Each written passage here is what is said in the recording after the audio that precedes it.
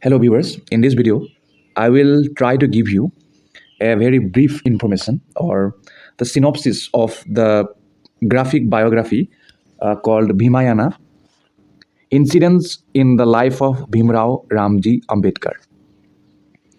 So this novel, not novel, this biography, it will be based on B.R. Ambedkar's life and how he had fought against the evil caste system of India in his time, and how he had tried to overcome this trauma of being born in lower class, and how being a lower class he had to deprived of many countless things in life and in society.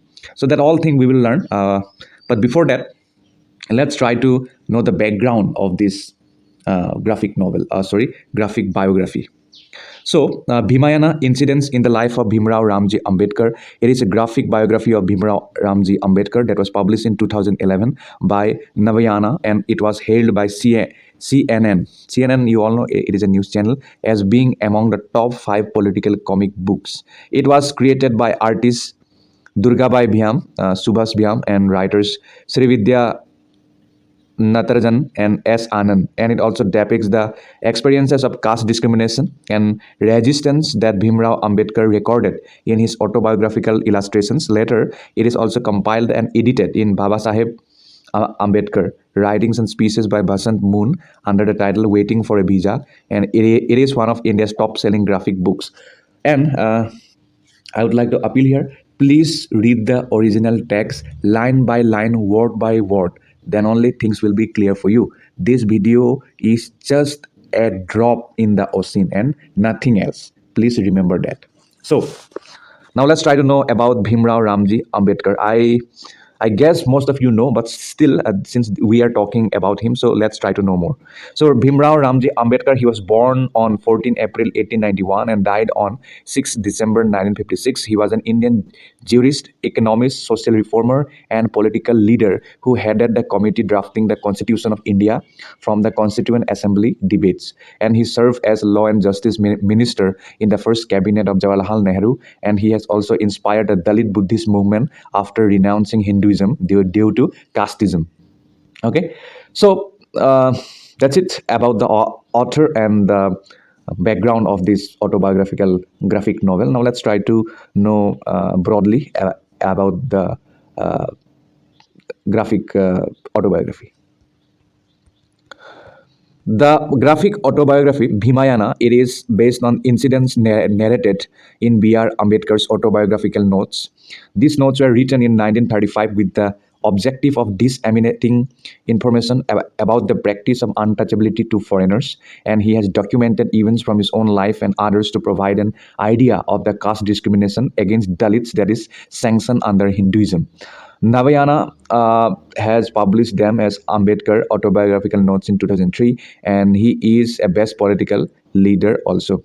So let's try to know what is written in book one and what is depicted in book one. The book one of this autobiographical graphic book is titled as Water. So Water, it sets the scene in 1901 on an ordinary day in Ambedkar's life as a 10-year-old Mahar schoolboy.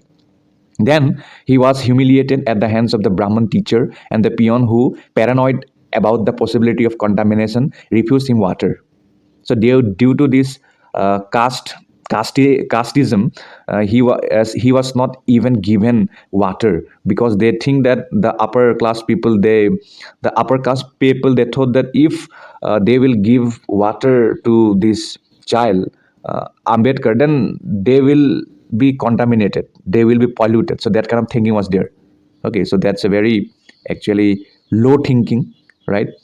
Now, what will I say? That was the case in his time, but nowadays things have changed, and it should be changed. Do not practice any kind of this kind of evil practice, or you will be under the prison, because you all know there is a provision of untouchability, right? And abolishment of untouchability. And if you even try to do uh, untouchability, then you will be jailed. So then young Bhim, he goes back home where he asks his aunt why he cannot drink from the tap like other boys, despite being cleaner than upper caste students. Then the text also juxtaposes Ambedkar's own lack of access to water at school with his father's work in Goregaon, which entails helping build a water tank for famine-stricken people who would die if it were not for his work. Okay. So young Bhimrao, along with his siblings, is invited to stay with his father in Mysore, and then they get off the train to find that no one has come to receive them and seek the station master's help. As soon as they reveal that they are Mahars, the station master also turns hostile. Then he finds them a cart ride on the condition that they pay double. Eventually, they find their father's house, and it turns out that his secretary had forgotten to inform him of their arrival. Then the narrative voice it moves back to the frame story here, and the unnamed storyteller concludes that Ambedkar said it was because of the secretary's mistake that he had learned the most unforgettable lesson about untouchability. The section ends with an account of Ambedkar's Mahat Satyagraha against lack of access to water from the Chavardar tank. So now we get book two style as shelter.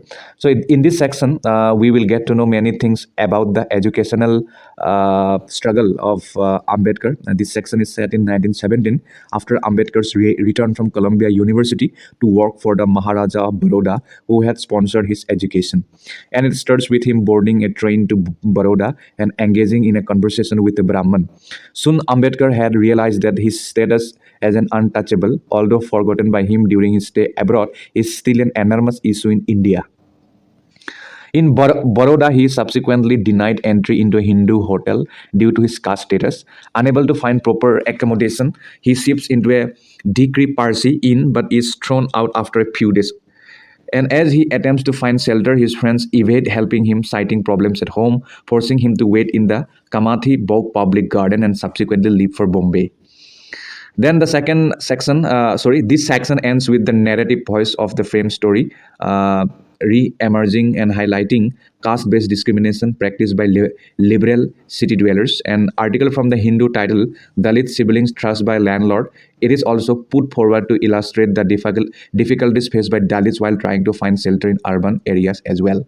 So that is about book two. Now let's try to know about book three. Book three's title is Travel. So this section it is set in Aurangabad in 1934, wherein Ambedkar travels to Dolatabad with a group of political workers of Mahar and other untouchable caste. Then Ambedkar reminiscence about his experiences during his trip to Bombay in 1929, when the untouchables of Chalisgaon sent their nephew to drive Ambedkar to their house on a Tonga because all the drivers refused to give Ambedkar a Mahar a ride. Then the driver was unskilled and they meet with an accident but received prompt medical aid also. Then Ambedkar confronted the harsh truth that in a graded Indian society, a highly educated and renowned Dalit will continue to be oppressed and deprived of uh, dignity.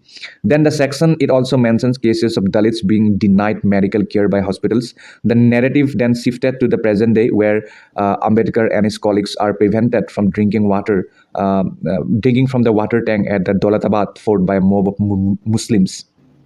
Then this section also ends with the characters from the frame story discussing Ambedkar's contribution to a social equality and justice in India as both an agitator and an architect of the constitution. And the polemic of Gandhi versus Ambedkar towards the end brings to the reader's attention that unlike Gandhi, Ambedkar's was a far more universal struggle against injustice perpetrated by homegrown casteist oppressors.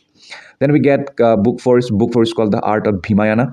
This section focuses on the makers of Bhimayana through the same image text language that has been used throughout the previous sections. This chapter is narrated through the voices of Durgabai Bhyam and Subhas Bhyam, and they describe their own background, community, and the importance of Ambedkar in their own lives. And this is followed by an afterword by S. Anand, which explores the process of making Bhimayana and the sources that were used to write the story. In the process, he points out the role of Pradhan Gond bards as the tradition bearers of their communities in central India, arguing for their continued relevance through the cross meditation of their performance narratives. He points out the communal nature of the Bhyam's creative process and describe the importance of recognizing traditional craftspersons as artists in their own right. The title Anand suggests that it is a pun on Ramayana, the Hindu epic tale of Lord Ramayana. Okay.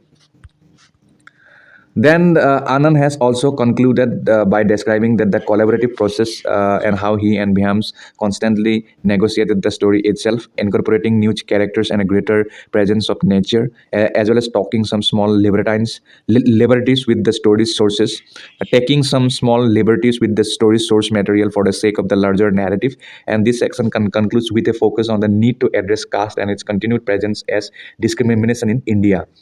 Then if you talk about other thing, then the nature imagery, it is also present throughout the book, and it portrays our fierce breast, trains are snakes, the road is peacock's long neck, the handle of a water pump turns into an elephant's trunk. The first section of the book, which deals with the right to water, it is full of water-based imagery. When the young Ambedkar is thirsty, his torso turns into fish, and when he urges a crowd to stand up for their rights, then the speaker morphs into showers, sprinkling water onto the audience. Then a section on shelter has the recurring imagery of the banyan tree and its many twisted roots. Even the speech bubbles have significance. Harsh or prejudiced words are given a tail like a scorpion's to evoke their sting, and gentle words are encased in bubbles shaped like birds, and unspoken thoughts are given an icon to denote the mind's eye. So we have talked here in our last section about the imagery used in the autobiographical book.